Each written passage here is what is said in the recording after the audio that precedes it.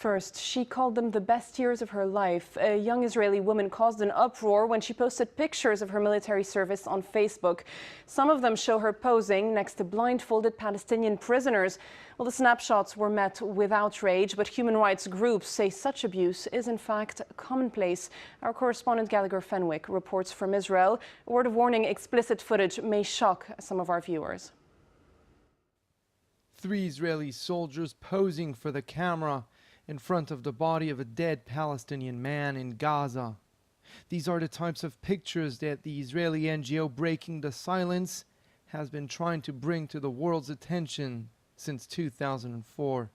If somebody was to do a serious check, then they'd come to quite a lot of these pictures. I think. I mean, you have these. This is very, very common. These are soldiers who ended up also speaking to Breaking the Silence. So these are our sources.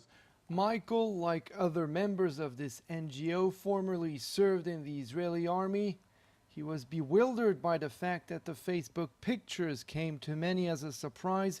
He says he's seen dozens of similar photographs over the past couple years, taken by soldiers who consider it to be a normal thing to do.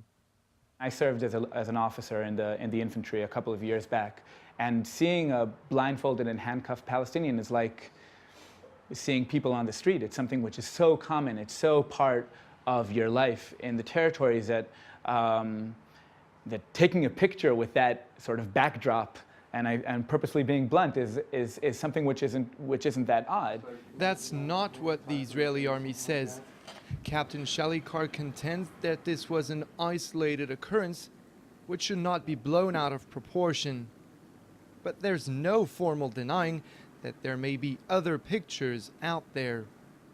I'm sure that the IDF is taking a look into all the pictures, all the cases, and there will be an appropriate answer in the future.